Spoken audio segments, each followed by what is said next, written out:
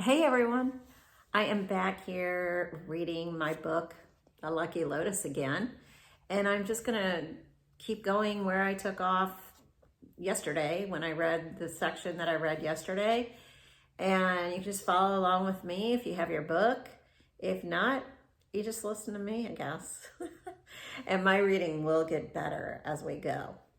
So, snip here, Daddy. The menthol aroma of Aqua Velva gel hovers like a halo in his thick combed jet black hair. I'm a good hair cutter, right, Daddy? This pretending game, which we do most nights, is fun. My tiny body struggles to reach over the back of his black leather recliner. It pushes under my armpits while reaching from behind to style his hair. He starts to fall asleep. Mama D comes barreling around the corner. Why are you not helping me with dinner, Pushpa? There you go, Daddy. Oh, let me just fix this one part here. I want to do a good job. I think you will like it so much. Ignoring her is my response, since that is what Daddy does. Breathe in and sink even lower. Kelly's toe flicks the end of my mat as she creeps around the room, causing my eyes to flutter open for a second. Know that you are capable of dredging deeper. Y'all want to reach for greatness, but are not willing to unload your stuff here on the mat. What the hell does she want from me? I would love to unload on her right now. What you do on this mat is exactly what you do in the world out there. Hold back. Can I just be comfortable for once and not have to constantly heal and grow? It is old having to deal with so much pain. Everyone else seems to have a much easier life than I do. It's up to you. Leave it on your mat or carry it out there to affect others. Kelly stands in front of me, looking me right in the eye. I close my eyes to escape to a familiar pain. The iconic Daddy appears behind my eyelids again, this time a daddy in his 70s with white hair, his sharp brown eyes standing out from his white German face and bulbous nose. His heart wears on his face when he looks at me. Daddy and I are driving home in his salsa red 1987 Nissan Pathfinder on a depressing and gloomy mid-December afternoon.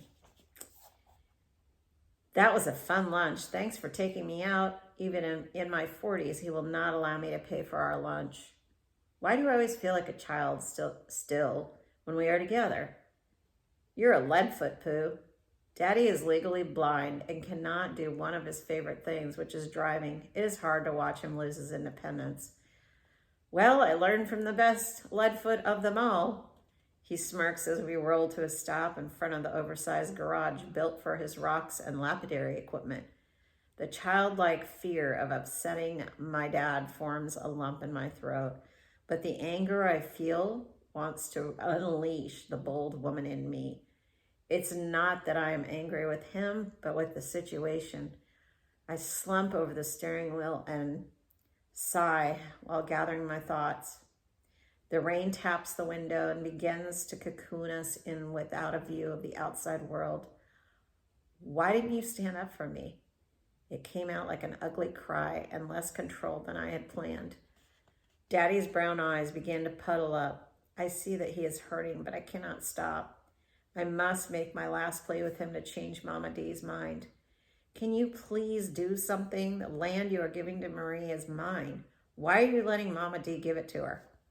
My sister is conniving and has somehow made her way onto their sympathetic side. Well, the bitterness seethes through me, knowing that I am treated differently. I am always the outsider with the brown skin and no blood relation to them. I am so sorry, but there is nothing I can do, he says as he breaks down and cries. I know it is unfair. It has been yours since you were small. It is unnerving to see my dad cry. He is the rock in my life. Feeling deflated, I take a deep breath and soften a little. Look, everyone got their land and sold it. The one parcel left had my name on it, and I had no intention of selling it. It was important to me to keep it in the family, and I have dreamed about building on it for years. Now that dream is gone. My gaze is steady towards him. He listens, but will not look at me. I see a man of deep sorrow, carrying heavy regret. His spirit is broken down from years of berating from Mama D. He now looks small as he cries, hunched over, looking down. I am sorry. I know you feel bad, but I feel shafted. It is unfair. The anger bubbles up again, and I am shaking inside. No, I am not sorry. Shattered dreams and wasted time planting stupid plants and trees on my home site. This just tells me even more that I am the adopted one. Apparently, only blood family can inherit a piece of land. It is just unfair, and I wish you would stand up to that woman who is your wife and stop this. You are her husband. He continues with his quivering voice while holding back his emotions. I am sorry, Pooh. I know it is unfair to you. Do you? Do you really?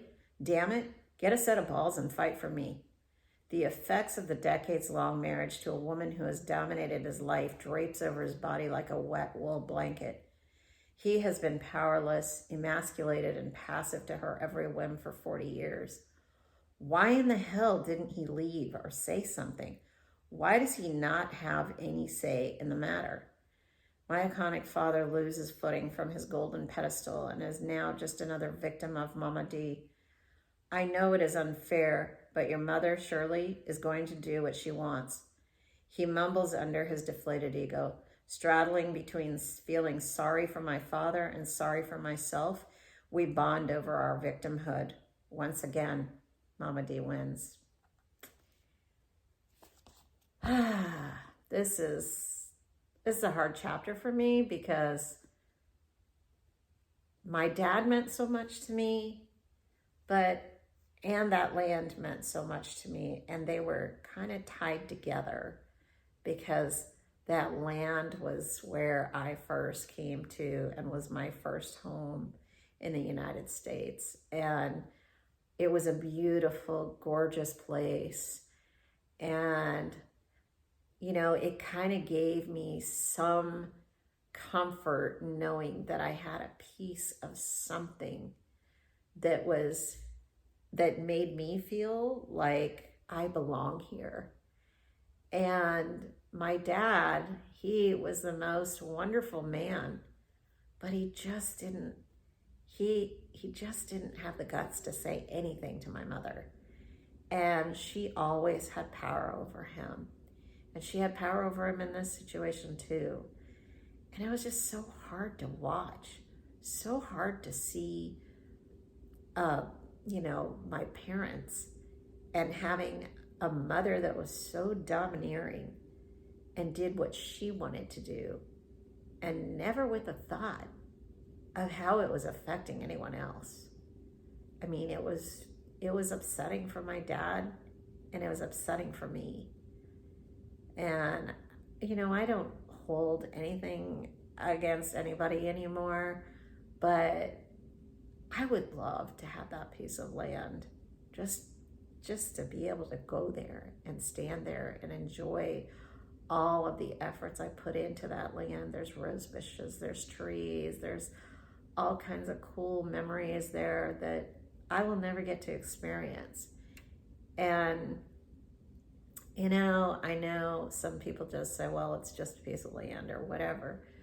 But I think that it was really a way for me to feel connected to the family and connected to this country that I really didn't feel a part of for so long.